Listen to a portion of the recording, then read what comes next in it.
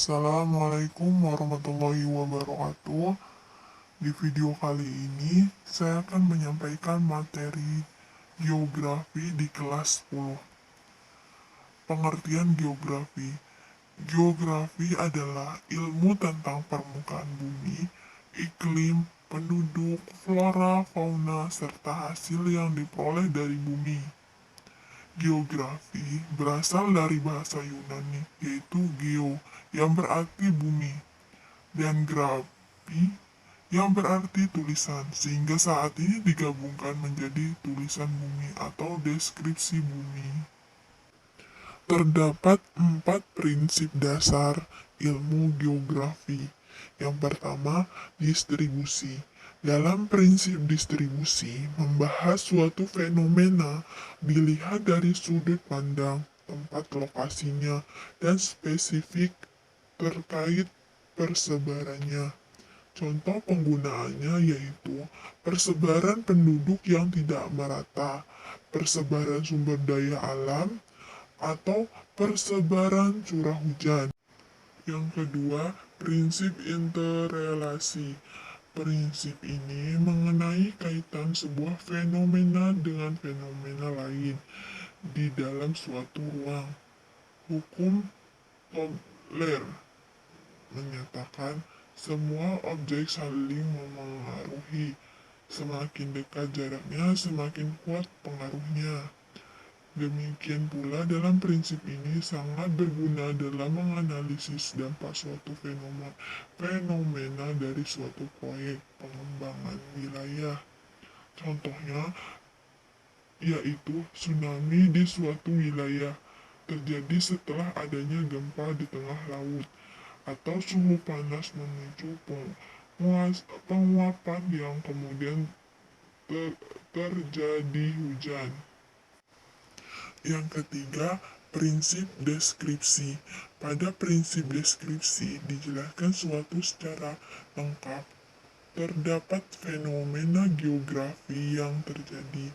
Umumnya, penjelasan prinsip geografi terbatas pada fenomena secara spesial. Hanya saja dengan prinsip deskripsi, fenomena dijelaskan dari sudut pandang aspesial. Contoh penggunaannya seperti menjelaskan pengangguran di Indonesia mencapai 4 juta penduduk, atau siklus air melewati beberapa proses, yaitu penguapan, pengembunan, dan presipitasi. Yang keempat, prinsip korologi. Dalam prinsip korologi terjadi pengembangan antara prinsip distribusi, interrelasi, dan deskripsi. Oleh sebab itu, penelitian geografi yang memakai prinsip ini akan mendapatkan hasil lebih komprehensif. Selanjutnya, kita mengenal lapisan-lapisan yang ada di bumi. Yang pertama, inti. Inti bumi berada di sekitar 3000 km di bawah permukaan bumi. Bagian ini berbentuk seperti bola, isinya mengandung besi dan nikel. Inti dalam adalah pusat bumi yang padat dengan ketebalan sekitar 1250 km. Kandungannya tersusun dari besi, nikel, sulfur, karbon, oksigen, silikon, dan potasium. Suhu di inti dalam mencapai 5000 hingga 6000 derajat Celcius. Tekanannya sangat kuat, sehingga inti dalam bersifat padat. Berat jenisnya 15. Yang kedua, inti luar. Inti luar berada pada ketebalan 2890 sampai 5150 km di bawah permukaan bumi. Inti luar memiliki ketebalan sekitar 2200 km dan tersusun dari besi, nikel, sulfur, dan oksigen. Yang ketiga, mantel. Mantel bumi ada di atas inti bumi. Ketebalannya mencapai 2900 km. Sebanyak 80% Total isi bumi ada di lapisan mantel. Ditinjau dari konstruksi materialnya, mantel bumi dibagi menjadi dua, yakni mantel dalam. Bagian ini berada 300 sampai 2.890 km di bawah permukaan bumi. Temperaturnya sekitar 3.000 derajat Celcius. Batuannya tidak selalu cair karena memiliki tekanan yang tinggi. Selanjutnya, mantel luar.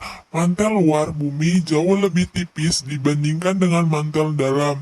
Mantel luar berada 10 sampai 300 km di bawah permukaan bumi. Yang keempat, kerak. Kerak adalah lapisan bumi yang paling luar, paling keras, namun kerak sangat tipis jika dibandingkan dengan lapisan lainnya. Lapisan ini juga dikenal dengan lapisan sial. Ada dua lapisan kerak, yaitu kerak benua.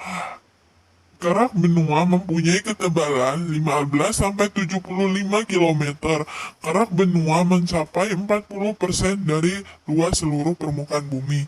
Batuan pembentuknya lebih tua dibandingkan dengan kerak samudra. Selanjutnya, kerak samudra. Kerak samudra adalah lapisan padat terluar kulit bumi. Tebalnya 5-10 km. Kerak samudra lebih tipis dari kerak benua karena usianya relatif lebih muda.